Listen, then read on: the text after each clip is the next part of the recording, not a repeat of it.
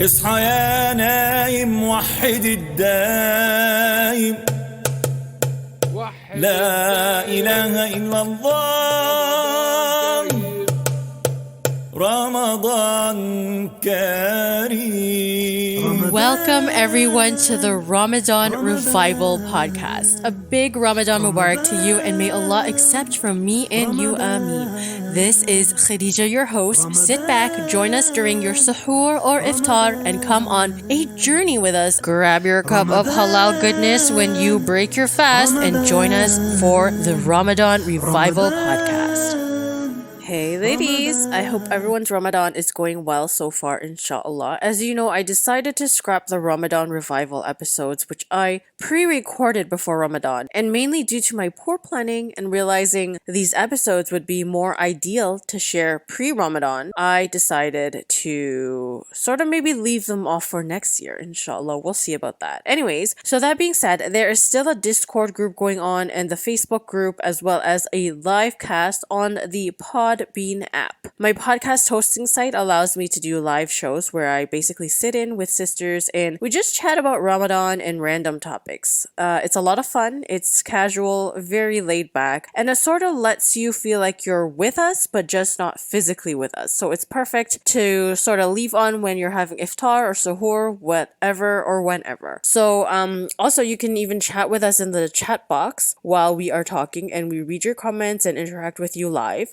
You can also call in as well as be a part of the live chat. So here is the very first live cast published into an episode. I hope you guys can join us next time, insha'Allah. Assalamu alaikum wa rahmatullahi wa barakatuh.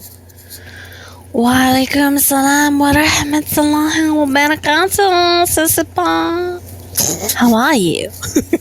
Do you like my welcome for you?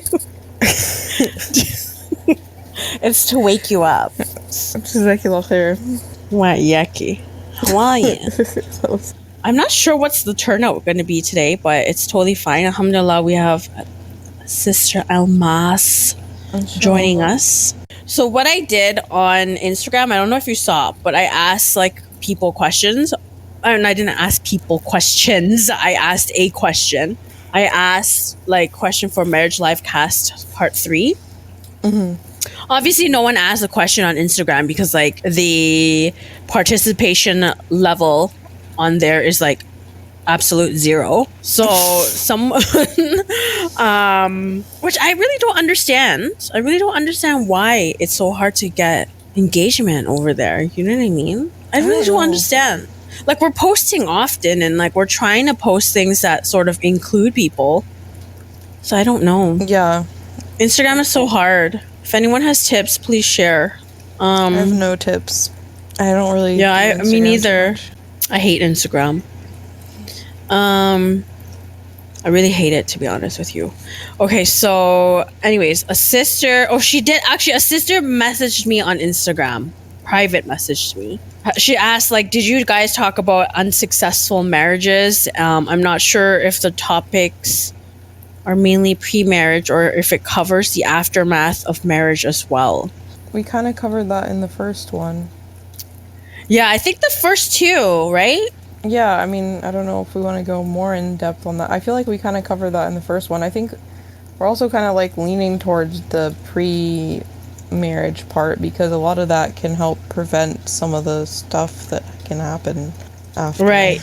I think that is a really it's really broad because it's so subjective. I need to more exactly there needs to be more details, I guess, in the question, because I feel obviously lots of reasons why marriages don't work out, you know. Mm-hmm. And like you mentioned, we talked a lot about sisters not knowing what to look for or thinking that what they're looking for is the right thing to look for. But then it's really not, you know? Yeah. Oh no, I just got coffee on, I'm drinking coffee from a straw. And you know how when the straw is too long, it dangles and then it splashes, whatever's left at the tip, it splashes everywhere? Oh yeah. It just splashed all over the place. That's okay though. It's always funny how I just magically break into I don't know why it just comes like automatically, even though it's probably so bad, but it just comes, you know? Really? Like at the masjid. I don't know. Seriously? Yeah, what was I doing? Oh yeah, so like I guess the brothers accidentally took the corn that was for the sisters, and so I went and got it, and then like I brought it back and I was like, I got it. Something like I don't think that a lot of people heard me, so that was good. That's so funny. I've got it. I've got it, everyone. I'm like, it's even more embarrassing because like they don't even know me.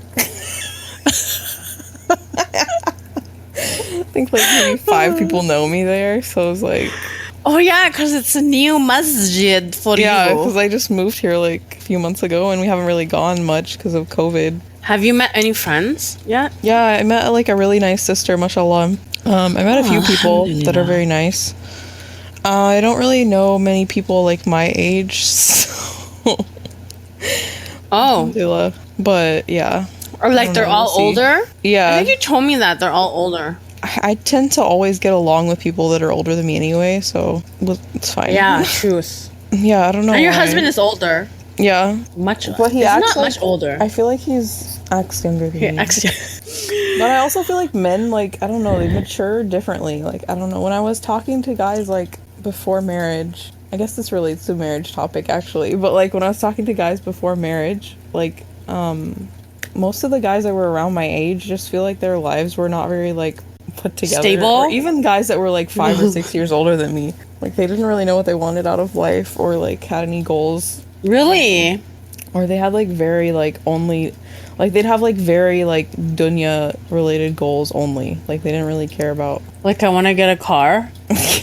Like, I want to be an engineer and have a bunch of money. Like, because, I mean, you know the demographic of the guys that we're meeting. Yeah. I definitely do. Oh, yeah, that's right. I mean, a lot of them, like, came back around... Like, I mean, like, some of them, like, came back around, like, after... I like split up with my ex, so yeah. But I was like not gonna marry certain people, you know what I mean? That would have been fun though, for my sake. Not like a ever mean way, since, but like I've met like a few people and stuff, and like sisters. I mean that like live like you, and then like others who like lived and like traveled and have lived Kentucky? in different countries and stuff. I don't know. I'm partial to like where I'm from, I guess. I don't know that I want to live outside of. like you're happy in the US. States. Yeah. Yeah, alhamdulillah. And that is actually a really good. Actually, this can be part of the marriage topic because Yeah. I feel like a lot of not a lot, but there are some sisters There's who are really a decent keen amount, yeah. on marrying.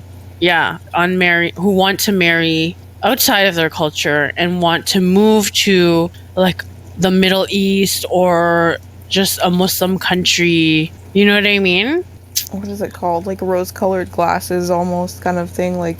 it's Yes. Naive, very naive. just- yeah. I mean, even if it's. I was definitely one of them. Good life, quote unquote. You know, like even if it's good, like it's still gonna be a huge change, like cultural. Huge is not even the word. Like that's an understatement, man. Yeah, I mean, even just minimum, like your family's not with you. Or friends, your community is not with you. I think the culture is a huge thing. Like I was really naive. You know, like I don't talk about my personal life, but I can share my personal experience on how it made me feel to go from like Canada to here. I mean, maybe you can Not- just say like a country that English is not one of the first languages.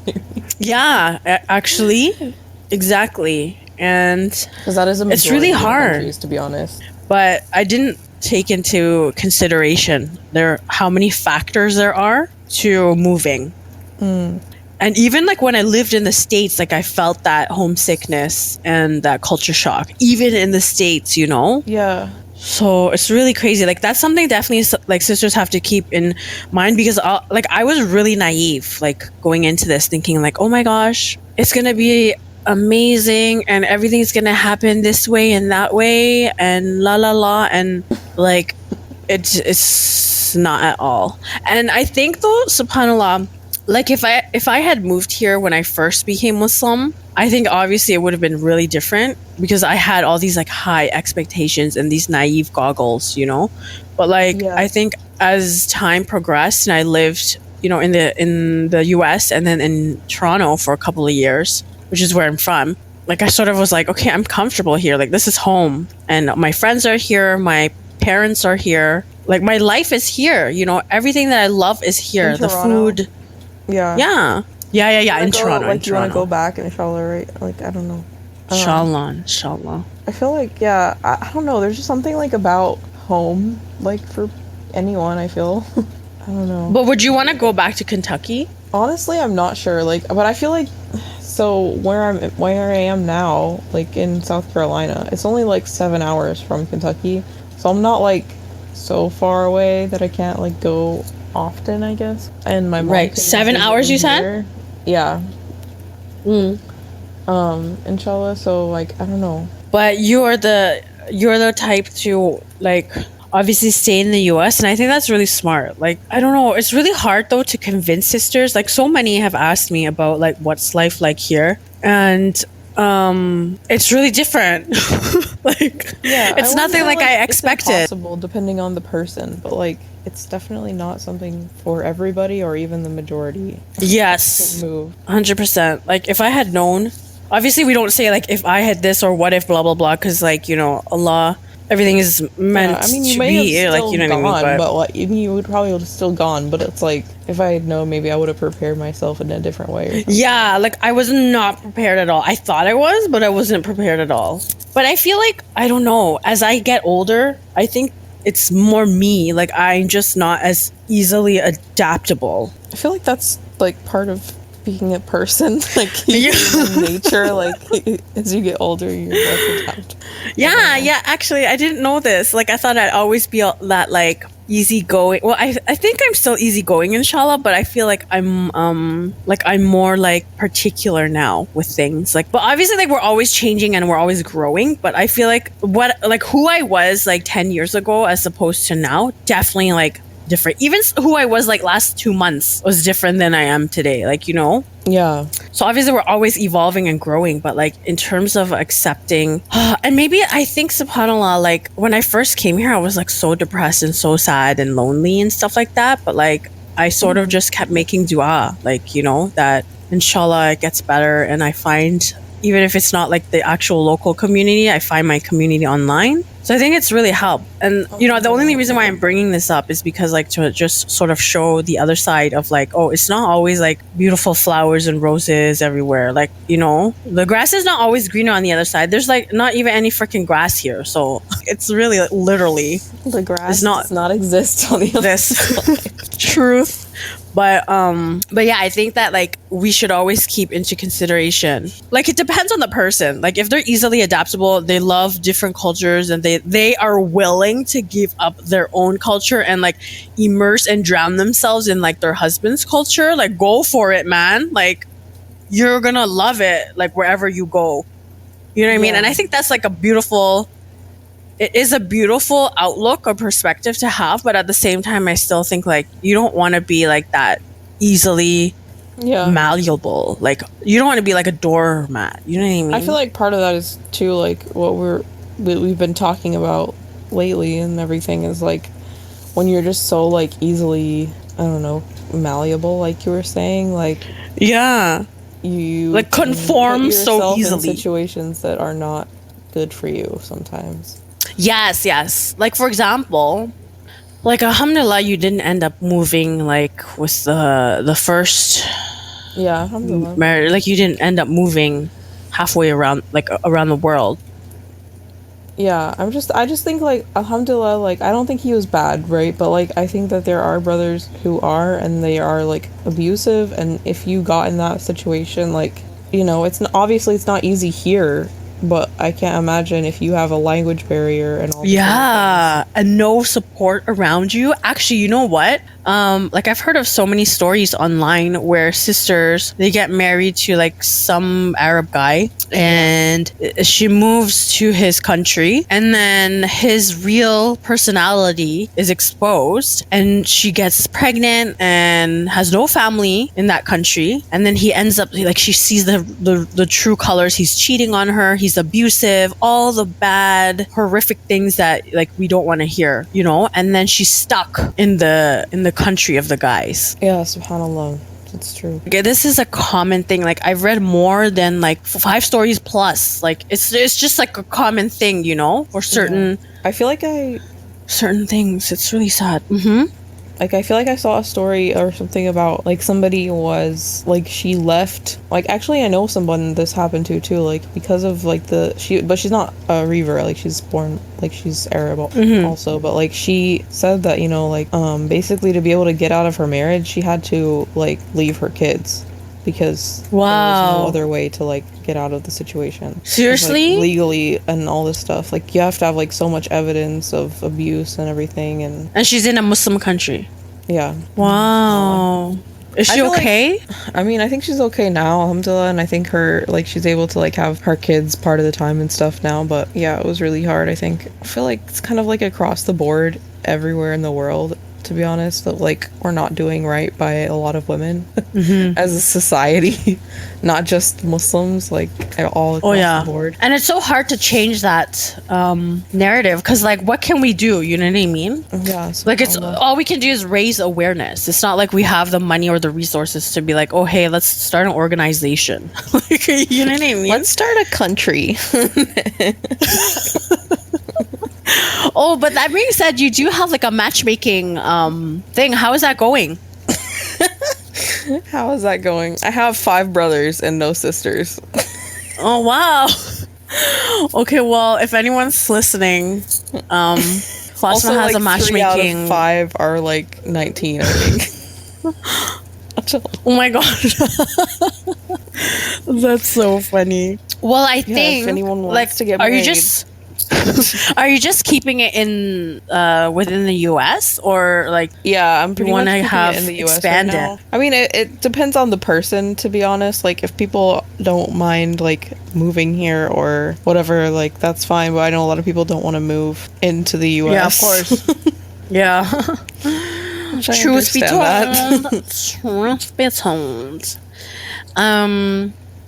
Okay, so let's talk more about, let's see.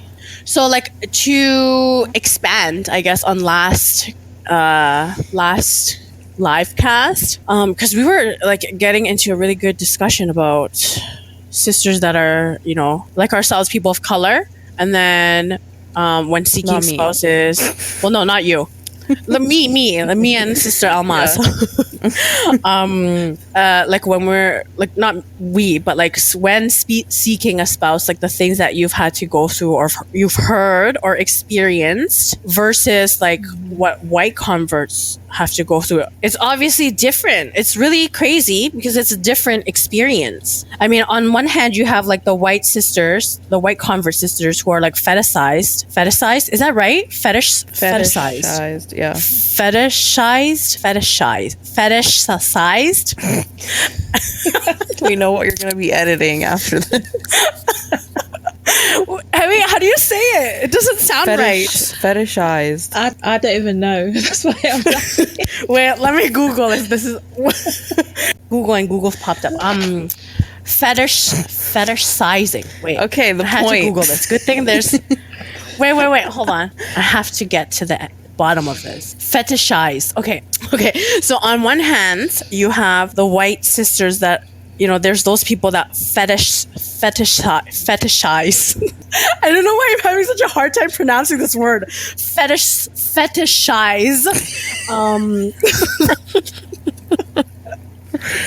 Sorry. The white sisters, okay? And then on the other hand, we have the sisters who are of color, and they are sort of like, pushed to the side, I guess. Yeah, so in the UK, I think the UK is a very unique little island. It's strange here. So kind of at the moment, I would say black sisters in particular are, I can't even say that word, the fetish word. I won't try and say it. It's not At the easy. moment- Like, At the moment we have that where it's kind of, I don't know if people are trying to rebel, so they're more pointing towards us, but at the same time we have the whole, okay, but they're black, and there's a lot of misconceptions and right. stereotypes that I would say aren't even real stereotypes. They're just things that community has made up themselves and want to say it's fact. So it's, I don't even know what to say. I just think in the UK it's difficult if you aren't born and raised as a Muslim. So, for example, like, if you wanted to find a spouse, where would you go? Like, how would you go about it? I'm single, and I will tell you that you can't ask for help. Really? You can't ask anyone. Yeah, there's no point. So you just sort of have to like wait. So it's, you have to go online, and anyone that's been online will know that that is just Right, Fatima has been online for both times. so. Yeah, that's a whole different level. I'm not saying there aren't any genuine brothers out there. However, it's hard to find them if they are. Yeah. You go online, and with the UK sites, to be honest, they're not safe. We have serious issues. We have serious issues with things that have happened online, even with sisters that are born and raised Muslim. There's just issues with online sites in the UK, serious issues. Really? And the people that run them, they don't care. They just want the revenue they get from Money. these sites. Yeah, so they're not interested. Wow. So going online is no good. And then you've got your local community, which here are mainly South Asian. South Asian? Yeah, South Asian. Yeah. And they have no interest in you marrying within their culture. Yeah. So if you go to them for help, they would just say, oh, I know, my friend knows a black brother. I'm like, okay. And that's the criteria. He's black and you're black, so get married.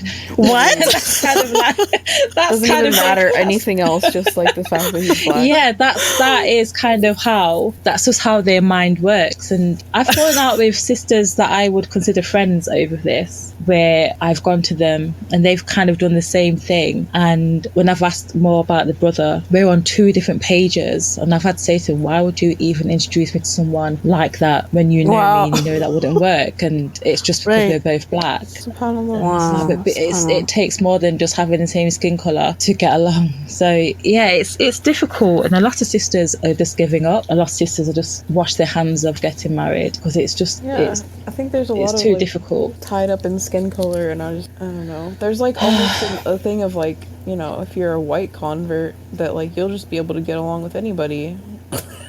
Like, Wow, seriously? like, you know, like every person, like basically, you know, like if a single white convert probably doesn't have kids, makes it easier generally, comes in the masjid, probably get like 15 proposals from random people, Really? Assalamu alaikum. which is disturbing to me. Walaikum salam, And they Kira. don't even care beside anything other than her skin color. It's like she could be like the worst person. She could have literally been like doing Like you're drugs talking about a white outside. person? Like a Yeah. white convert? But she could literally be doing drugs and they wouldn't even like just the fact that Right. she's white. Yeah. They're like, oh, white girl, score. That kind of reminds me of like a really crazy thing I experienced. Like, Please share. yeah, so this actually really disturbs me a lot to this day, subhanAllah. But yeah, this whole like white revert fetish is like a really awful phenomenon that's commonplace. I was in the masjid when I was about 8 months pregnant with my daughter. I looked like a whale, okay? Like, literally, my belly was like out super far. Like, it was very obvious I was expecting. And I had this sister approach me, like, while I was making wudu in the bathroom. And she was like, Assalamu alaikum, sister, are you married? And I'm just like, what? What are you doing? What? What? what's going on here? Like, even if I were divorced, like, you're still supposed to wait until after you have the baby to, like, accept proposals and stuff. But it was just, like, the most unsettling thing. And then, like, I told her that I was married at the time. And then she was like, do you have friends? Like, expecting that, like, the only friends I'd have would be other white reverts. And I'm just like, please leave me alone. I don't know you. Like, I'm so creeped out, you know? I've definitely called people out on that when they're like, do you have friends? I'd be like, yeah, but they're not white converts.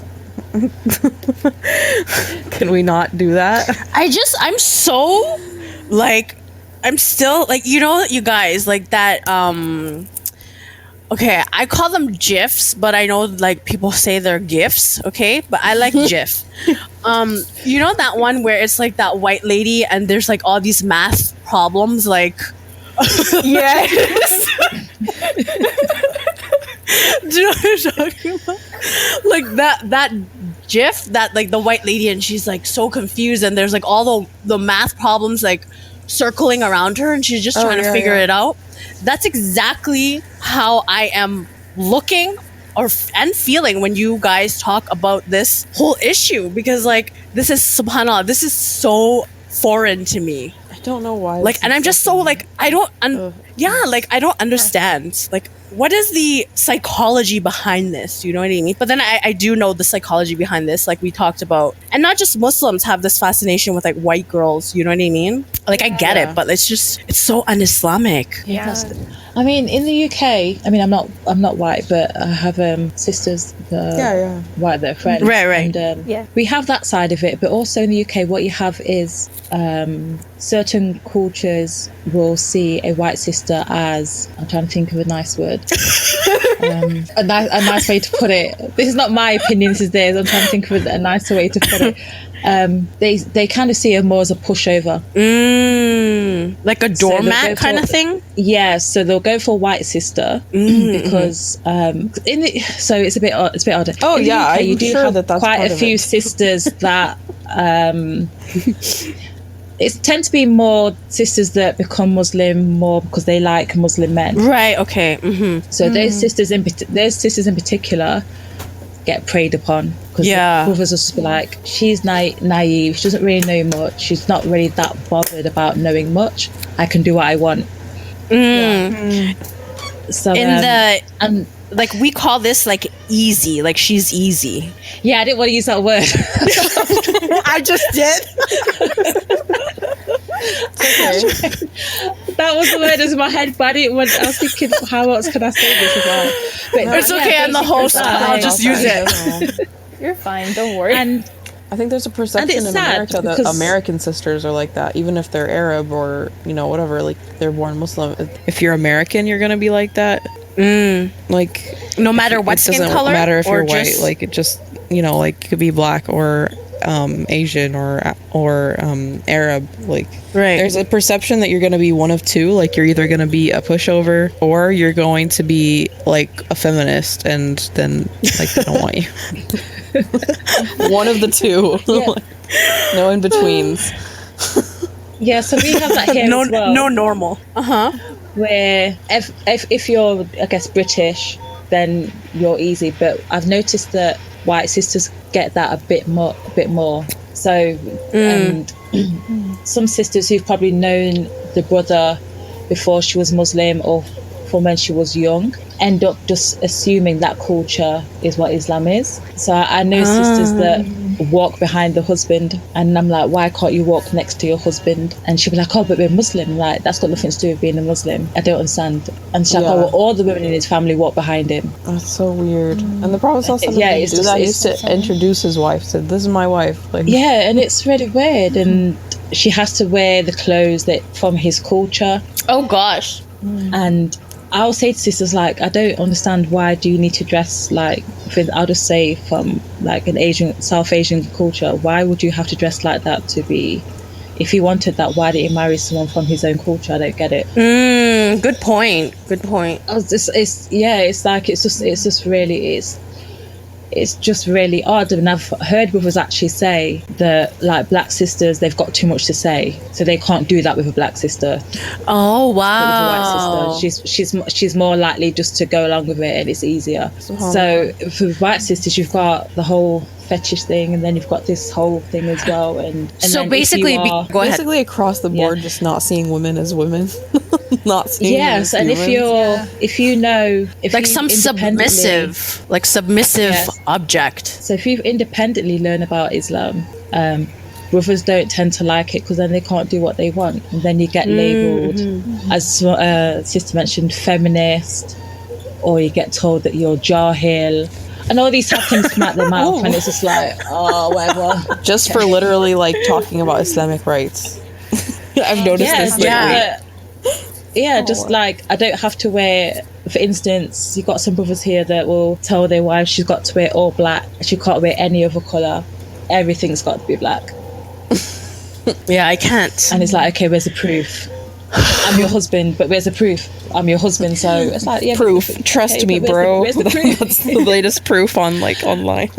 Yeah, so if you just question that, then it becomes a problem. And then obviously, if you go to a masjid, then the masjid's like, sister, listen to your husband. He's your husband. Yes. And That's definitely like the argument. So it'll be like, oh, you don't have to wear all black. It doesn't have any proof in Islam. Okay, but you have to obey your husband. So there's proof for that. Yeah. You know, like that's yeah, so They always play that it's- obey the husband card. yeah, and it's such a struggle, and it's putting a lot of sisters, especially of colour, off marriage. I know sisters that would rather stay in their marriage that's abusive than become single and think about having to get remarried just because of how things are. So it's sad, and it's sad that we can't go to masjids or even just the elders in the community and get help, because I don't know, people just don't see, especially if you're of darker skin, they don't see you as like I've had people ask me if I'm Muslim and I'm in like a jilbab. I've had it wearing niqab, you know, and I say salam to someone and they go, are you Muslim? like no. And I'm like, no, I dress like this for fun, you know. Like if you catch me in the wrong mood, I will say I will say it. So it's like, no, it's fancy, like it's fancy dress. Yes, I'm Muslim. Why do you think I'm saying salam to you? And they just see black, and they just can't see anything else. I'm like, I mean, I've gotten that too, to be honest, as a niqabi. Like, I don't So know have why. I. So have I. I have definitely gotten Why that. people are And like it's- that? It doesn't make sense. weird. Yeah. it's really Like, no, strange. I just like to dress like this for fun. Yeah, that's my answer too. Yeah, Like, yeah. I've said it to a few people. Sometimes I just walked off, ignored them. But I have had Also, to like, turn what around and else say did to you think I people, was? Like that I'm like a Hasidic Jew from like the place in Israel, like the only other people that wear niqab. Like, what did you think? and then Apparently. when I say to them, well, you know, what do you think? Like, oh, well, but then they don't want to say, oh, because you're black. They're like, oh, but I was like, but what? Yeah, just say And it's just- it out. And it's just crazy that We this didn't think idea somebody is like there. you could be. Yeah, and then it's, oh, so you're African. And I'm like, no, I'm not. You know, black people come from a lot of places other than Africa. I've never even been there. It's like, and they just get, and they just subhanallah. they're just confused, and they're like, oh, then they're confused. But well, you're black and like you're Muslim, but you're not African, and they're just stuck there. And I'm thinking, it's unreal. But then I've had Africans come up to me and speak in their whatever language from wherever they're from, and I'm like, I'm not African, I'm English. And even they're like, oh, but you're black and you're cover, so you must be African. It's like, no, I'm not. It's the UK is such, I don't know, I think people come here and something happens when they come into our airspace where it's like common sense kind of leaves them. It's such a weird. I such a feel weird like that happens in Toronto too. I don't like, I'm trying to just revisit my experiences. You know, some people do ask me like, oh, where are you from? And I'll say like, I'm Chinese. And they're like, oh, wow. Like some of them are like, oh, wow, mashallah, like so rare Chinese converts, whatever. Meanwhile, like there's so many like Chinese Muslims in China. But some think like also like, oh, you must be like Malaysian. I've gotten Afghani before. I don't know how, but I've gotten that. I've got Did they think you're Hazara or something? I don't know. What is that? It's an ethnic group in Afghanistan where And they look Asian? Like they look East Asian? Yeah, they do. Probably, maybe. And Afghani asked me if I was Afghani, and I was like, no. She's like, you look like one. But anyways, but I've gotten that too, like, oh, you must be Indonesian. Oh, where are you from? Where are you from? Malaysia? Like this. Or like Indonesia? Because it's just like, obviously, yeah, there's no way like you could be from like Hong Kong. And even if like they do say like, oh wow, Chinese China, like they would never say like Hong Kong, although like obviously there's like debate about Hong Kong and China, but let's not get into that. But it will just never cross their mind. Get into that. Yeah. I don't know enough to like, let's not get into that. I'm like, get into what? Karima's like, ha ha, same. You're from Hong Kong. Like, there's no way. You know what I mean? I don't know. There's something weird about like dressing modestly too, that people are like that. I don't know. Like, yeah, it's true. It kind of like confuses them even more, you know. But I always get this. Are you married? And then like, if I say yes, is your husband Chinese? Like, what? They're like, we want to meet another Chinese convert. Like, I've gotten that. I'm not even kidding you. Every time someone, not every time, but like majority of the time that someone has asked me, are you married?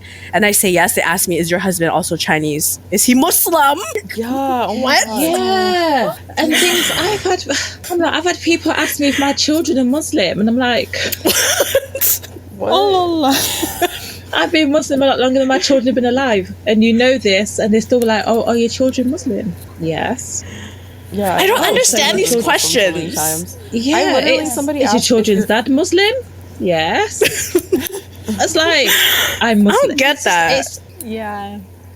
I don't know if and I people are think to just myself, intentionally ignorant, or I don't know. are they like trying to make small talk or something? Yeah, I was just gonna say. Idea, like Terrible what's appropriate to say to people. Like a class, Like- like how to make small talk with reverts and people of color, because you guys are terrible. Oh my god, that's a good idea actually for season 2. No lies, that's really good. Because like all the we can just I think a panel. yeah. And it could like probably go on and on of like all the weird things that we've heard like other people ask us. If your first question is, do you have kids or are you married? You started the conversation incorrectly. yeah. Yes. Oh, where are you from? Yeah, I really Where get are that you really question. from? where are you really from? Oh my gosh, Yeah. this makes my blood boil. Yes. And then when they tell I like you to that play you're with wrong. them though. I like to play with people when they say where you from, and I go here, and I know what they mean, but I just like to do it. And they go, no, where you from? I'm like, here. No, where you from? I'm like, you want my address? I'm like, I just like to play with them. And I'm like, Well, does it matter? sometimes we should because I'm like just tempted to tell people I'm from Germany, like literally, like I just came from Germany. They asked me so many times. well, why not? I mean, you Yeah. are half. Yeah. But I mean, like from But I like just think- 3 generations ago. I just at this point I don't even know what to say. Like I'm just like I'm Canadian. But where are you from? Oh, my parents are from Hong Kong. That's my answer. Yeah, and I think to say that, I just think, would they normally walk down the street and ask somebody these questions? And they wouldn't. And I feel like when people approach like reverts, they seem to think they can ask us anything they want. Yeah. No That boundaries. respect or whatever, yeah, just goes out the window. And they ask so many personal questions when you've just met them. I mean, you probably only asked them, like, I don't know, where's the sister's door to the masjid, and they're asking you all these questions. I think it's just, it's so intrusive. It is. And I think it's just rude. I do think it's really, it's so rude the way people speak to like reverts. And I can remember my son was at nursery, and the manager, it's a Muslim nursery my children used to go to, and she asked about my son's name, and my son's name is actually quite it's not a common Muslim name, but it's a name that everyone knows. So she said, where does the name come from? So I went, oh, he's named after so and so's father, one of the companions. So she goes, well, I've never heard this before. I said, okay. And I walked off. So I left it there. The next day I come to pick up my son from nursery, and she goes, sister, you have to change your son's name. What? And I said, why? What? And she goes, because I've never heard of it. I don't think it has a good meaning, so you have to change his name. Whoa. What? Did you have nothing better to do in the last 24 hours? The funny thing is, like, I don't know if you know, in the South Asian culture, certain parts, they have a tradition where they open the Quran, they point at a word, and that's what they'll name their child. Oh my God. Without knowing what the word means. So I was thinking to myself, you come from people that do that, and you've had to change your child's name later on when you realise that the name means something to do with the hellfire and things like this. But then you're going to tell me, and I just said to myself, listen, I mean, if you read about the Prophet's life, you will hear my son's name. I said, his name's not common, but it's not hidden. Just because I don't know the meaning of it, just because you know the meaning of it, doesn't mean I have to. I just thought it was just so rude. So I had to ask a sister who was an Arab speaker, and I asked her, I said, my son's name, what does it mean? And she goes, oh, it just means a smaller version of, I can't remember the name of another name that's completely fine. She goes, it just means a smaller version of that. There's nothing wrong with your son's name. So like, okay, fine. But I just thought, would people, if she encountered a sister from the same culture, or an Arab sister, or a sister that was Somalian or from Algeria or something, would she have said the same thing? And I very much doubt it. Mm-hmm. Would she have gone home and asked someone or Googled it or whatever she did? I just think, if I hear someone's name and I don't know it, I just think, I've never heard that name before, and that's it. I don't go home and sleep on it. Like, she literally probably slept on it. I don't go home. SubhanAllah. You could call your child Jackson and say it's a Muslim. I'll be like, okay, that's not a Muslim name, but fine. And that's it. That's the end of it. I'm not going to question you. That's your choice. But I just think these boundaries just... There are none crossed. Yeah. Mm-hmm. It's a good laugh, though. So let me just read some comments here. I'm too used to be questions, so somehow it's okay for me. Okay, so I guess Karima's saying she's probably used to questions, but my children hate it as they look Chinese, and many times people in the masjid will approach them and ask if they are convert or Muslim. That's why we didn't go to masjid often before lockdown. Convert or Muslim, like, they're two different things. But they are. Have you not noticed that they are two different? Not to us, but to everyone else, they are two different things. Apparently, they are. Yeah. I've definitely noticed that. Just crazy too. That we'll always be known as the reverts or the converts. We'll never be known as Muslim. Sisters who've been Muslim, like there's a sister here. She's literally been Muslim like over 50 years practically. Mashallah. And people are like still be like, oh, so and so the convert. I'm like, but you've been Muslim longer than you've been alive. Like, can you not? Like, what are? It's funny to hear these things and laugh about it. Like, it's like funny, cringy, funny. Yeah, it's cringy, funny, ew, funny. But I think we kind of went off topic, right? Yeah, that's what we do. That's like, anything goes. I think we need to put on the posters suggested title and then put the title. Yeah. It might be about this. It might not. Yeah. Depends on our moods. Yes. I mean, if you want to read into it, it's sort of related. It is, though. Sort of. If you want to overanalyze. It's related. It's just you have to analyze it a little. Yeah. So we're just making you think more. critical thinking. Okay, so how can we sort of get back on track? Mm-hmm. I forgot. Oh no, okay, I remember. So we were talking about what Sister Almas experienced as a sister who is people of color looking for a spouse. It's really interesting, like I mentioned, to see one side and then the other, because like Fatima and Kira, you guys have experienced the other, the white fetish. Yeah. I think basically it's just like negative all around. Like, Yeah. how people are looking at women. Yes, yes. That is the subhanAllah. problem. Like, that is the core problem. It's just, no, it is. Like, I feel like the whole white fetish thing, and then like people of color, like the racism, it's surface. This is like surface level. It goes deeper. Yeah, for sure.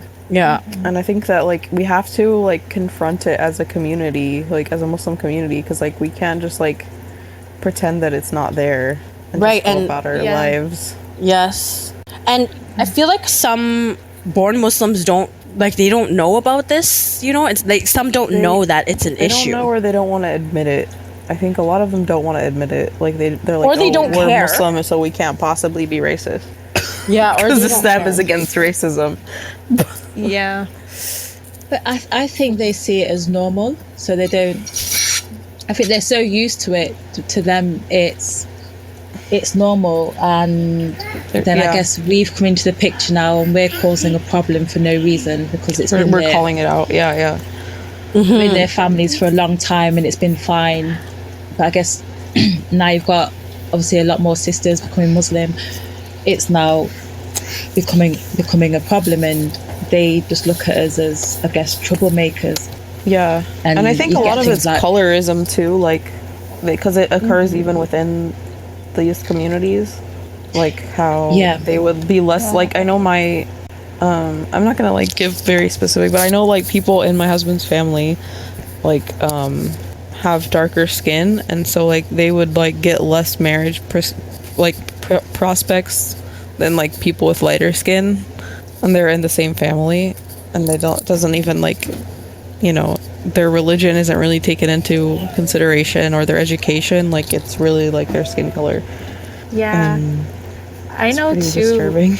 like with my ex-husband's family, like what's kind of weird is my daughter's half Egyptian, but she's like super ginger, like subhanallah, she's like super white. Definitely, my ex-sister-in-law, her sons are darker, but what was really disturbing to me is like after she was born, like they started talking about like, oh yeah, we're gonna marry her in the family, and like, wow, look at her, and I'm like, she's a baby. Wow, so creepy.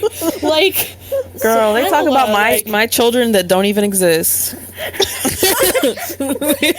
Wow. it's so damaging, like all around, because like you have like really good and righteous brothers and sisters who have darker skin who get completely passed up, and then you have like just some person who's Muslim by name but they're super white, and everyone's like, oh wow, amazing, mashallah.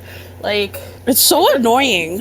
yeah, it's creepy and it's annoying, and I definitely agree with you guys that it does run deeper than just these surface issues, but we definitely need to talk about it. Oh, and we will, insha'Allah. Yeah, I was gonna say, I think until within their own culture they tackle it, because we could talk about it until we literally lose breath and pass out. They won't listen to it. It needs to come from their own culture, because they just see it as you know, number one, we're female, and then we're not from their culture, and we're reverts, so we don't know anything, because they also have this thing that reverts don't know anything. We can't retain Islamic information for some reason, so we don't know anything. And it's they just won't pay any So attention true. to us. It's just one of those.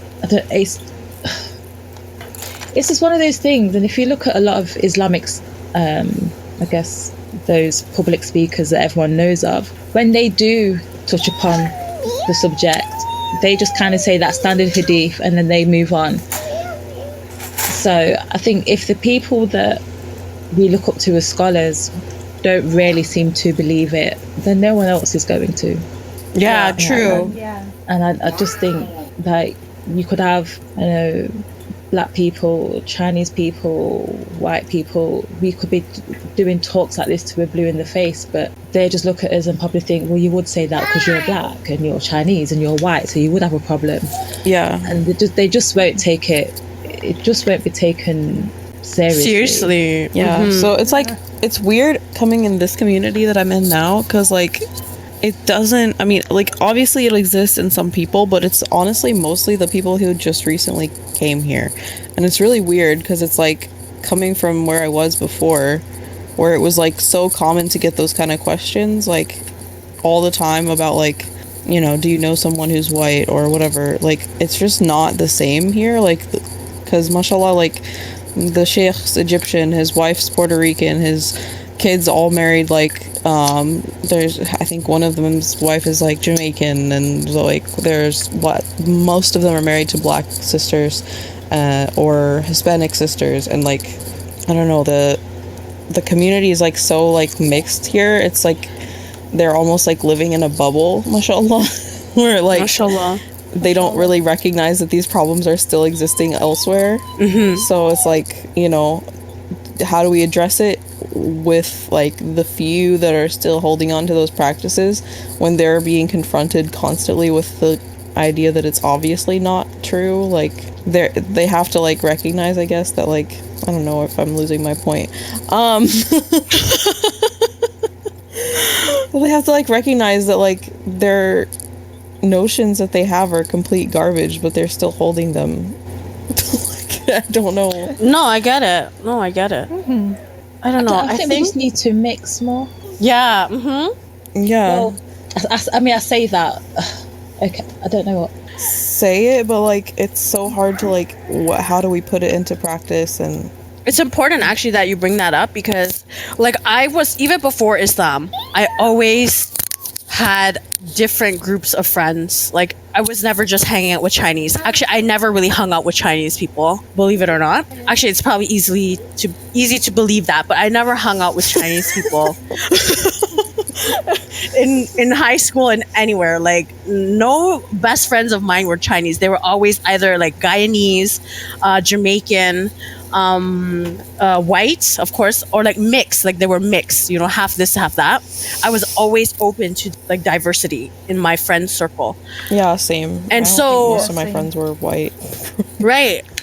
And so once I converted, that stuck with me still. Like I was always open to like I loved the diversity, and that is actually one reason that I really loved well, obviously there's many reasons why I love Islam, but like one of the main things about Islam is embracing different ethnicities, whatever, or like diversity. Okay, I found that though recently online that this doesn't really exist. Like it's just all the white sisters are with the white sisters, and I've seen this so much on TikTok. Like all these like revert TikTokers, white girls, and Fatima, you know. Yeah, I mean, who I'm part of that talking is a about. symptom of like being online, I think, to a certain extent. Well, and also, yeah, Just, like, COVID, I get it. amplified. And because of COVID, I get it. But still, like, you can really see the segregation. You can see the segregation. Like, you know what I mean? And it's sort of like, okay, because, you know, you see a lot of, like, people like, oh, let's, like, build a community and, you know, for the converts. And then it's like, oh, I'm a Chinese convert here. I'd like to join the community. And they're just kind of like, they ignore your comment. Like, you know what I mean? Like, it's very, like, exclusive. I don't feel like it's inclusive at all. Yeah, And I that's, think like, that's part the of problem. it is Like, who's creating these communities, and also like their prior interactions with the Muslim community at large. well, that's Like, the problem. some of them don't have any, so they're just assuming. They're also like kind of assuming that there is no convert community outside of online, which is not true in a lot of places. But I think that's the problem.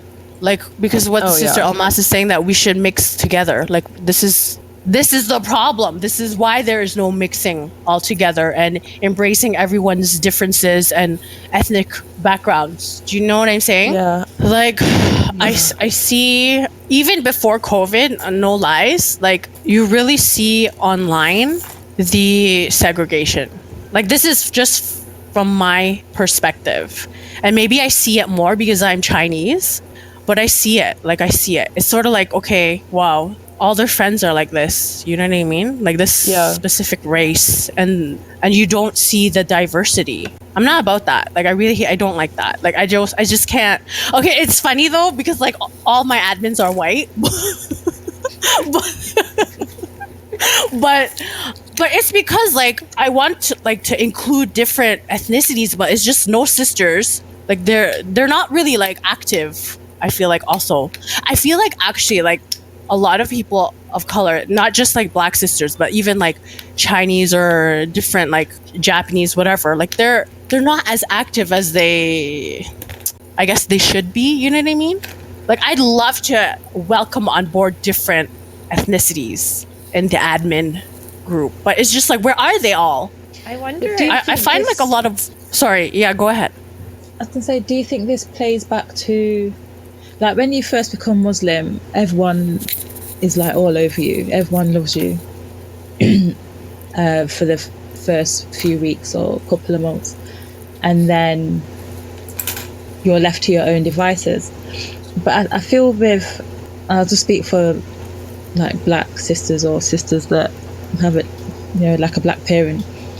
I feel that when we're trying to be part of the community, I think we've been knocked back that much that we now just, because I do it myself, I just distance myself from any type of Muslim groups, circles, talks. I'm just not going to go because I just know what's going to happen.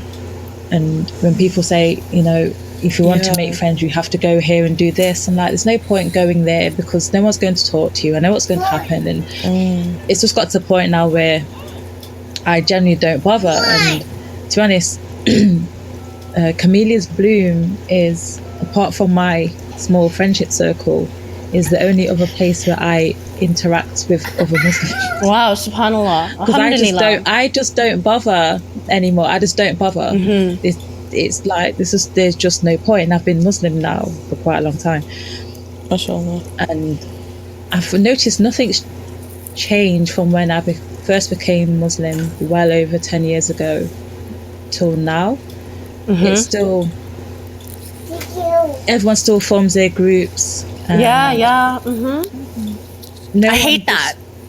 No one gets to know you for you. People see your colour or where they assume you're from, and they just don't get to know you as a person. And I think it's really awful that we just judge people, come to a conclusion.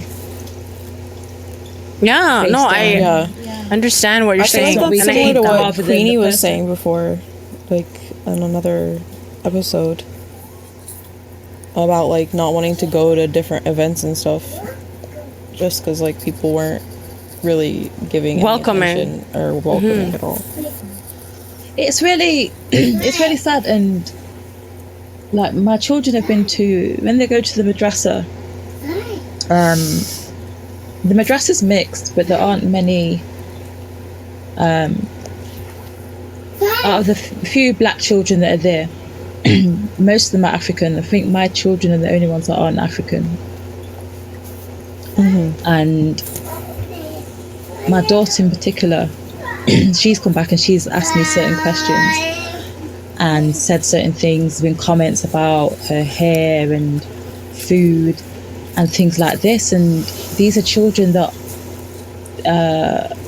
I'm trying to think of America and Canada, what grades? I think like fourth grade, fifth grade. Oh, they're wow. that age and they're already saying these things. And it's just, I don't know, like they had a party, so all the parents were asked to bring food. So I cooked some chicken and brought the food in, and some of the children wouldn't eat it because I made it. And I was like, I didn't know children. I know adults are like that. I didn't know children were like that. So Oh my gosh. it was when other children from the same background then started saying it was nice, and then they tasted it. And I was like, I didn't really know that children like that. I know that I've had adults do that. They turn around and say that they're not going to eat it because I'm Jamaican. I've had people ask me if it's halal and things like this. Yes. Oh my gosh, I get that so much. Wow, Like, is it that halal? was so Like, loud. Sorry. Really? Yeah. I didn't mean to make it loud. I think I'm too close to my microphone. I'm awake. yeah, just like, is it halal? And I'm just like, what do you think I eat? But these are the same people that will go to McDonald's and eat McDonald's and like, don't question me when I see you in McDonald's. What the heck? And you don't know where that food comes from.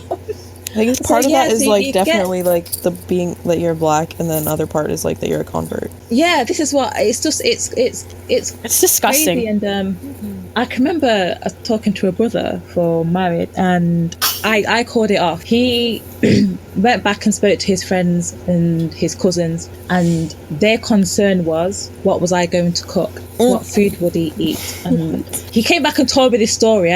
I think he was a bit naive. I don't think he realised what he was saying. And they then started to make jokes about the fact that he will now turn into a Jamaican African, although I don't know what that is. What? Yeah, and start eating yam and things like this and fried chicken. And I was He like, should doesn't be so everyone eat fried lucky. chicken? Fried chicken's just like universal now. It's not really Yeah, Jamaican food's the best, okay? yeah, so you don't- they you have were no idea. yeah, so they were having these things and saying that he won't be eating their cultural food anymore. And he was telling me this, and then I had to ask him, I said, what did you say back? And he goes on, I didn't say anything, I just said that I think you're nice. And I went, this can't go any further. I went, because you should shut that down. I went, if we got married, it's going to be 10 times worse and you can't handle it. Wow. So you just get all these things that people will tell someone not to marry somebody because of food. Like, I can learn to cook a curry. It's not like it's rocket science. These YouTube videos or whatever. It's just like, it's food is food. It's Exactly. just ridiculous. But Wow. you have this mindset, and it's not just older people anymore. I speak to quite a It's starting few to like Muslims in their infect 20s and teens, and they're coming out with things I've not even heard people in their 50s and 60s say. So it's like we're going backwards. It's not like we're progressing. It's like we're going. Oh yeah. Yeah. It's like we're going back, which is Reverse. for those that got children. I think it's quite scary, because I think, what will it be like in 15 years time, something with my children are trying to get married? Oh, that really makes me angry. Will I have to make them marry their cousin or something? I don't know. Oh That'd my be gosh, the only inshallah no. No, I Inshallah, don't want no. that either, to be honest. Yeah, no. I know Islamically you can do it, but it's Right, of course. for me, it just wouldn't be a good idea anyway. So, okay, I'm just gonna go through the comments here. So we have one question: for those that are looking for marriage, where would you suggest us sisters to look first? And then, I no doubt believe a lot of issues arise from the older generation, but at the same time, the younger generation understand this, but they're so set in their ways, they're too old to change. And then, yeah, two cultures coming together, not one being left behind. Exactly. Okay, so the first question, what do you guys suggest? We kind of talked about this, but I think we can definitely elaborate. So I don't think necessarily that like you can't look online, but I think that you need to do it with someone, like have a sister helping you if your wali is not really involved, because a lot of them aren't. Like you need to have some sister like that will sit down with you, and don't be like oh, I have a sister, so I'm just gonna go on here whenever I feel like, because she's gonna know about it. Like, no, like actually, like when you're actually wanting to talk to somebody, like you're sitting down next to her talking, like, you know what I mean? Like, I think that that's part of it, like having someone who's like that you trust, that's involved in the process with you. If you're a convert, especially, don't like let like red flags slide, like, you know, you don't. And I think that's something like where we get, I don't know, maybe it's from like having dated or had previous like friendship kind of relationships or something. Like we feel like we owe them something to like not be rude, or we owe them to not be like, you know, to say no or whatever. Like I think that, you know, we have to realize that like we really don't know these people, and it's okay to just like tell them we're not interested. Like you're not hurting, you're not, I mean, even if they say that you hurt their feeling, like that's a red flag. So you don't owe them anything. Yeah, right, it is. It's true. Exactly. Yeah, definitely. And I totally agree with you, Fatima. Like, as hard as it is, like, it's better to try and not get emotionally attached too early. like definitely have a sister or a trustworthy wali or someone with you, and just don't.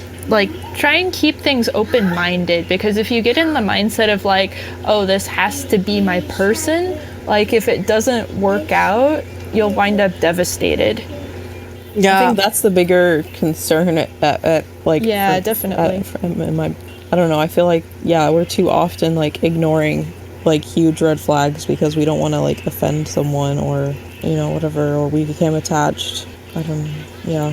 Yeah, 100%. So I would say ask if you know, Karima, if you have any friends, especially those that are any sisters that are slightly older, maybe just ask them to keep a lookout for you. Like me personally, I would not go back online. I don't know, pigs will have to start flying before I go back online. For me, it just doesn't work. I know other people that it's worked beautifully for, but for me, I wouldn't. So definitely. I just have a couple of sisters. And I've just said if it happens, it happens. So I've said don't go out looking. Now, I'm not on the market like that. But if you come across someone and you know them, I think it's important as well to try to speak to people that someone knows them. Yeah, because quite often knows them personally, not just like saw them and was like, oh, you're single. I know of. With reverts, like, I mean, I've had it before. Oh, my husband knows a brother, blah blah blah. It's from the masjid, this, that, and the other. And then you get talking and you see red flags. So I question the sister. I'm like, is this your husband's friend? Oh no, he just sees them like when he goes for Fajr. I'm like, who doesn't know him then, does he? Right. He doesn't know what he does. Why is he like recommending this person and saying he's a good Muslim just because he prays Fajr? You don't know why he's even praying Fajr. There could be any amount of reasons why he's out at that time other than just wanting to pray. So try and get someone that actually knows the person, knows them well. It's like, oh, I know this brother who exists, like just one of the things that I've recently realized is a huge red flag is if you are talking to someone and you're from the same community and he tells you not to ask about him without his permission, that for me is a red flag. Wow. I wasn't aware that this was a thing.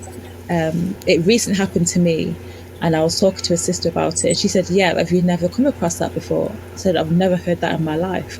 And she goes, it's quite a common thing where brothers have gotten upset if the sisters asked about him without his knowledge. And I was like, but we're allowed to. What do they have to hide? And if they're doing that, they have something to hide. Of course. So sketchy. So if he's not forthcoming about, I don't know, where he goes to pray or who he knows or who he is, and you're from the same community, because my experience was I'm Jamaican, we're both Jamaican background. The Jamaican community here is quite small. My parents know practically every Jamaican person where I live, so there's a good chance that my parents, they did know who he was. He was very cloak and dagger about giving his name. He didn't want to give me his name, he wanted to give me his nickname, and I was like, why are you not giving your name? This is so really I don't want to weird. Obviously there's a lot of things that this could be because of, but hold on, Karima, did you want to say something? Yeah, assalamu alaikum, sorry. Walaikum salam.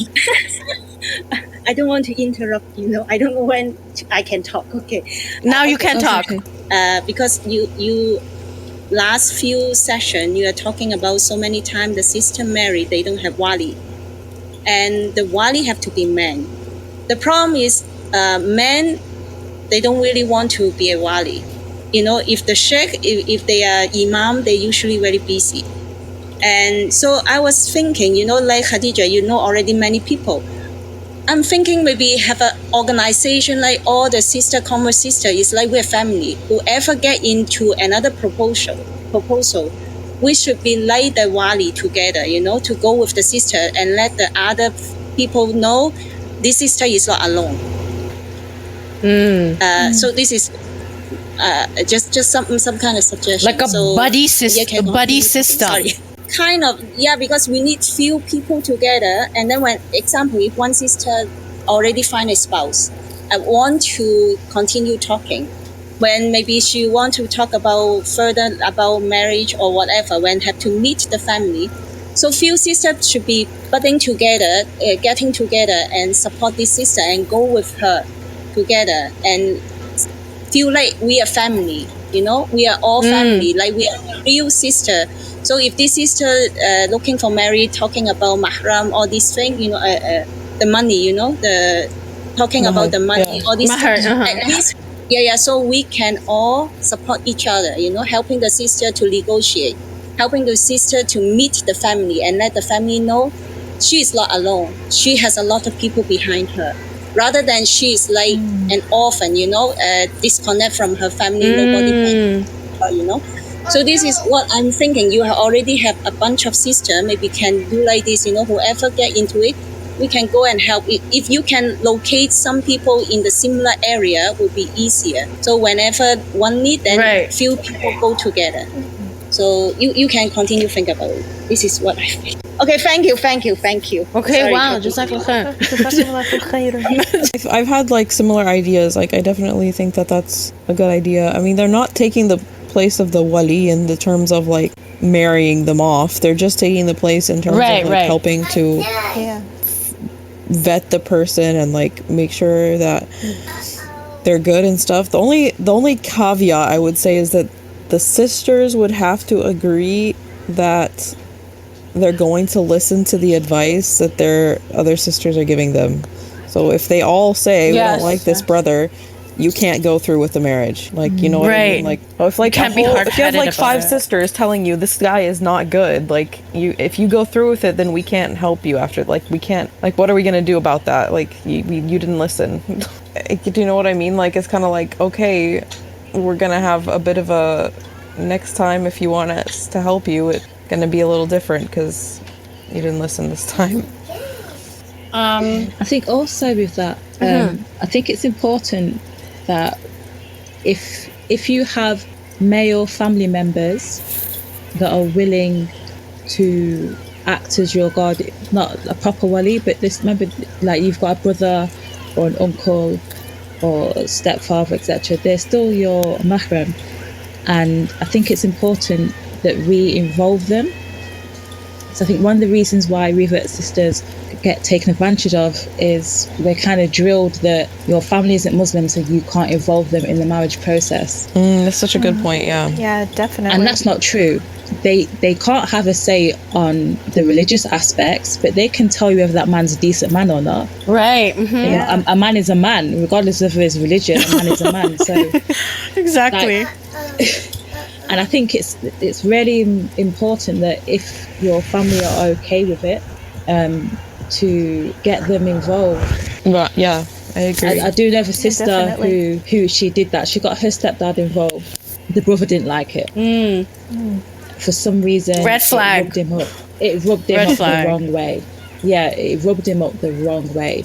And her stepdad, he might as well be her dad. He doesn't treat her any differently to like a biological child. And he basically told the brother, don't play with my daughter. Don't mess her about. I'm not having it. And that rubbed the brother up the wrong way. She was like, oh, but my stepdad scared him off and blah, blah, blah. I was like, no, your stepdad did what that's what if your dad was Muslim, that's what your dad's supposed to do anyway. Right. The brother, no, do not mess about with my daughter. She's precious. And if he doesn't respect that, then it's a good thing. Yeah, totally. Very So, good thing. It could be, the brother was praying and all this type of religious stuff, but obviously there's a problem there because he didn't like the fact that you've got a male to protect you. He didn't like that for some reason. I said, and why? Yeah.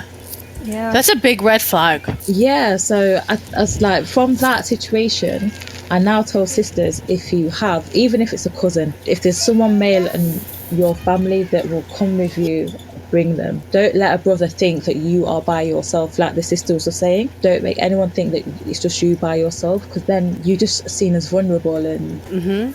Definitely. Pray. Like, you're prey. Yeah, I agree. So it's... no matter how you do it, whether it's online, whether it's through a masjid, get people especially family members, if you can get them involved. Yeah, you really see what the brother is about. What about Kareem was saying about the WhatsApp group? I really liked the, like, obviously the COVID now, but like I really liked the idea of having something at the masjid, like where you can see the behavior of like each person, like through discussions and stuff like that. I think that's really, it's a good sort of like filter, like, you know what I mean? In Houston, they used to have like I guess like a meet and greet kind of thing for single people. And they also, what was kind of nice too was like they would do it based on like age range, so it would be like 20 to 35 and then like 35 to whatever, and like so it wasn't like you're getting, you know, like you're 25 getting like 70-year-olds or something, because sometimes happens. Yeah, definitely. The WhatsApp. So I don't know that it's good that like that she's leaving the group. I feel like she should stay there and with them, even if you're not checking it all the time, but like just so that they're aware that there's somebody else present that can read your messages. But the other problem with that is that like with WhatsApp, because they now have each other's number, even if they chose to like leave the group, they could leave the group and make their own. So Yeah. I don't know, I feel like maybe there are alternatives to WhatsApp that aren't through your phone number. And like, Yeah, like, I mean, I totally agree with you there, because, like, if you use anything like Facebook Messenger or WhatsApp or whatnot, people can delete messages too. So, like, they could be saying all sorts of who knows what and just delete it before she reads it. You know, I mean, the one thing I did like about Muslimahs, even though I don't really like that service, is that... Sorry, I'm not laughing at, just like, I'm laughing no. at Musmatch. Sorry, but they had a feature on it where it was like the wali or guardian or whoever the third party was could read your messages like in real time, and they'd get like a weekly transcript of everything. So that's the one thing I would say that was good about it. Like, if there was some way to get like that transcript of everything. Yeah, it's tricky, isn't it? I mean, I don't know. It's tricky how you get people to meet. yeah. I mean, how is it in Canada and America? A lot bigger than the UK.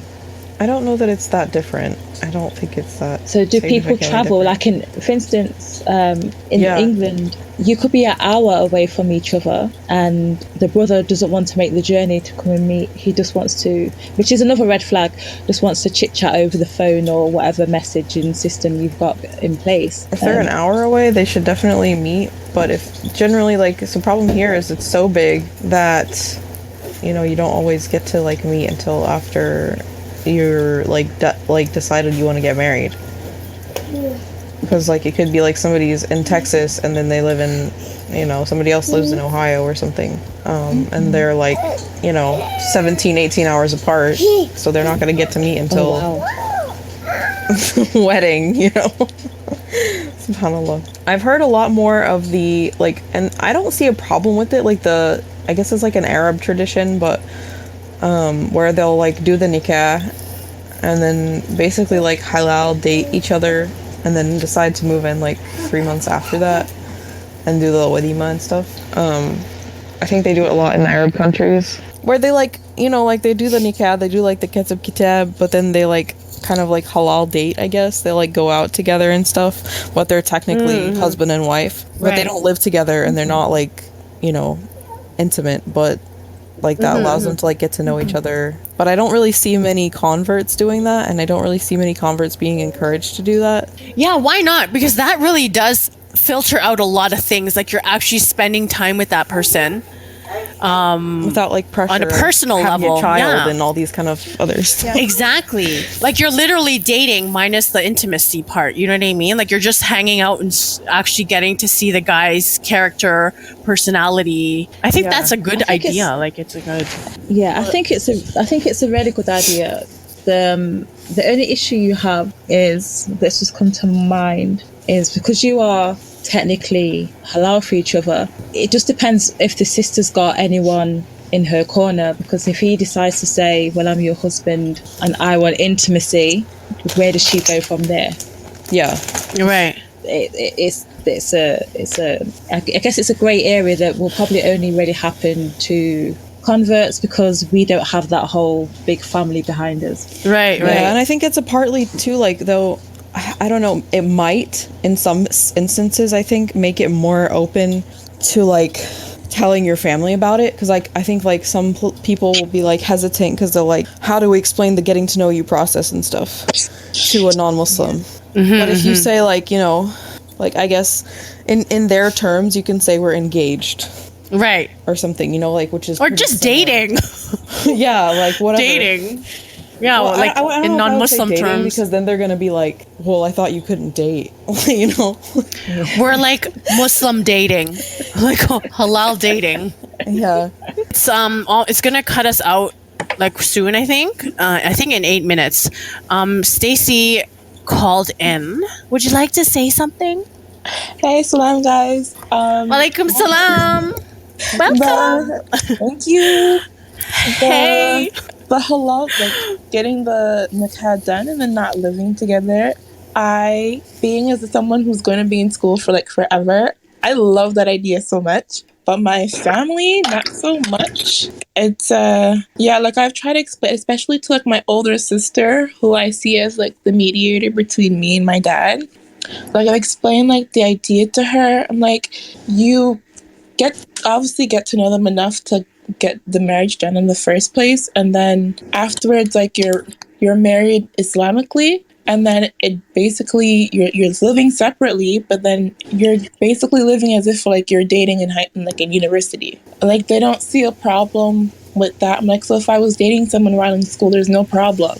But if I do something more, do something allowed in my religion, suddenly it's a problem. Like it's so hard for them. Like it's hard for me to understand why they think that. Like even asking all the questions, I'm like, I'm just trying to do things that are like permissible for me. Like I don't want to go against my own religion and do something that's not allowed, right? And then it's like I'm not so picky where it's like, oh, like the guy has to have X, Y, and Z. Especially if I get to know another student. Like I'm not expecting them to have like their own house, a car, everything, this and that. Like if we're both students, it's understandable, but at least to make the whole thing halal, and then when you're done school or whatever, then you start building a life together. But it's just finding people that agree with the idea, but they would just rather like suffer completely than to just find like a good alternative. That's how I see it. Yeah, I see what you're saying. Yeah, I think that's true. I definitely noticed a difference with converts. Like in my experience, like I know that there's some brothers who would do the whole like halal dating thing, you know, like get married and do like the nikah and everything, if the sister is from their own culture. But if they're like, you know, a convert, then they should just get married and move in right away. Yeah, it's weird. I think what I've come across is online, just in general, even reading things, I think people have this perception that before we became Muslim, we couldn't control ourselves. Yeah. So I think this is why when we become Muslim, they push you to get married because they think we can't handle being single. I don't know what they think we did beforehand. But they seem to think, oh, but you need to get married. You need to get married because you can't manage to be, you know. And I just think, do they really think that because we were Muslim that we didn't have morals, we didn't have standards, all these type of things? Do they think we were just, apparently running around doing? Should we just like have the same? Like, should be like, oh well, you're from there, so like you must be like this. Like why? Yeah. For a long. Maybe two can play this game, you know. So we have 2 minutes left. Should we wrap it up? So this, I think, is going to be the last live cast for Ramadan, insha'Allah. Yeah, so any last minute, any final thoughts? This has been really helpful and really eye-opening. Alhamdulillah. Oh, alhamdulillah, I'm so glad. That's the whole point, insha'Allah.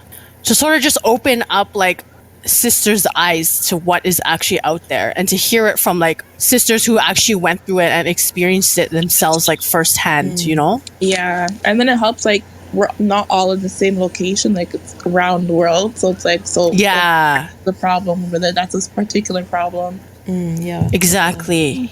Alhamdulillah. And I'm so happy, alhamdulillah, that like we have like diversity, you know, in these calls. It's so important. I mean, like you said, like with season 2 and everything, I mean, one of my final thoughts is that, you know, this can continue. Like, this conversation can really continue. And a lot of these things are really important to keep kind of repeating, I think, so that people recognize that, like, there are issues that we have to deal with, and there's a way to go about marriage and not getting married and like all these different aspects, having kids, etc. And, like, you know, recognizing that it's not just something that's going to be like solved overnight, and we have to work together as sisterhood and as converts to support each other. And I think, like Sister Karima mentioned, that like we should maybe have a support system for sisters. I think that was a really good idea, mashallah. So yeah, that was a really nice suggestion. Yeah, mashallah. So if we can like really maybe work on that somewhat together as a community, I feel like as a convert community with the Camellia's Bloom, I feel like that could be really beneficial. Yeah, that'll take like a lot of planning, but like I think we should definitely think about that, like actually take a step to like start planning something like that, because I think that would be really, really helpful, and it would help a lot of sisters who are looking to get married or getting married again, you know, that to let them know like because we are a community. That's what the Camellia's Bloom is, right? So we should definitely work together, inshallah, on that. You know, above it all, above everything, obviously I think, you know, at the end of the day, keep making dua for Allah to give you, you know, the best spouse for you. Yeah. Inshallah. Inshallah. And I think the more detailed your dua is, the better, you know? Yeah. Like maybe ask Allah to protect you from divorce or from like an abusive marriage. Always ask Allah to give you a spouse that is compatible with you, that like, you know, will help you get closer to Allah, and just really detailed things, not so general. Yeah. I think inshallah will be better. I don't even think there's anything wrong describing like how you want them to look or anything. Yeah. Like, as detailed as possible. As detailed as you want, yeah. I think it was either Kira or Almas mentioning about tawakkul. I think it was Kira. She was mentioning about tawakkul when seeking a spouse. Well, obviously, I mean, we need to have tawakkul with everything in life, but especially also, like, you know, don't forget to have that tawakkul. Reliance on Allah. And I wanted to actually bring this up during our discussion, but we didn't get to cover this. For example, you know, we should definitely make istikhara about the potential person, right? So a lot of sisters have actually made istikhara and ended up being married to the guy, being in an abusive marriage. They've prayed istikhara a lot of times, and this has happened. And then the second time, it happens as well. What are your thoughts on this? Istikhara, like praying istikhara, but yet they end up with the guy and he turns out to be really bad, and it like traumatizes the sister. So I think there's like different reasons for that. Like sometimes it can be that you didn't listen to the signs of the istikhara, like that things became difficult and you went along because you're already like involved emotionally, so you kind of just went through with it anyway, and you were not paying attention that it was not a good decision. But then there's also, you know, the idea that some things in our lives are tests for us, and we go through things and they can make us stronger. So I mean, I know a lot of sisters who, you know, they've gone through a lot of hardship, but like subhanAllah, like they came out the other side like so much stronger and with higher iman and stuff, you know, subhanAllah. So yeah, subhanAllah. You know, you never know. And you know, I think you can turn any like bad situation into a good situation if you rely on Allah and you try to remember that everything is a benefit for the believer. Right. Inshallah. Inshallah, everything that comes from Allah is good. Even though like you might experience pain or hardship at that very moment, like as long as you continue with your conviction, you know, to Allah, like you'll be fine, inshallah. Yeah, for sure. Okay, so Sister Almas, my final thoughts are that whilst marriage is beautiful and a blessing, it is not a must. It does not define us and does not complete us. It should be an enhancement and a path to Allah Ta'ala. Prepare yourself for marriage. Know who you are and what you have to give. Know what you want and how far you are willing to compromise. Know your role, responsibilities, and rights, and his role, responsibilities, and rights. Very good advice. MashaAllah. MashaAllah, I feel like very she like beautiful. perfectly summarized everything. Yes. Everything that we're trying to say. MashaAllah, tabarakallah. MashaAllah, jazakallah khair for that. And then another comment here. Re-istikhara. What is supposed to come your way will come regardless. We need to make sure that we do what we are supposed to do. So istikhara, seek advice, keep up your ibadah, have pure intentions. Allah Ta'ala does not put us through anything that is not ultimately good for us. Amazing. Really good. Yeah, yes, mashallah, exactly. tabarakallah. I think that those two gems of advice are exactly what we need to, Yeah, mashallah. like she said, you don't have to get married. Like if you think it's gonna be more of a, like it might be more of a fitna for you actually to be married rather than not married. You might be tested even more while you're married. But of course that's all from Allah. And at the end of the day, like really, if you're not ready for marriage, don't rush into it, because a lot of converts think that like they have to get married when they first convert to like you know, either complete half their deen or save themselves from fitna. But you know, it's not something you rush into basically. Yeah. Also because there's another person who's going to be involved too, and you have to take that into consideration, and possibly bringing children into the equation. So yeah, it's definitely not something to be taken lightly and without some premeditation. Yes. I think it was a really good series, mashallah. Yeah, it was really nice, and I hope that'll help others, inshallah. Inshallah. Barakallahu feeki and- for your podcast work. Wa fiki barak. It's all from Allah alone. Yeah, I take honestly no credit for this, so whatever, but thanks for the encouragement. Okay, so thank you for joining us. Assalamu alaikum wa rahmatullahi wa barakatuh. Wa alaikum assalam wa rahmatullahi wa barakatuh. Ramadan, Ramadan, Ramadan.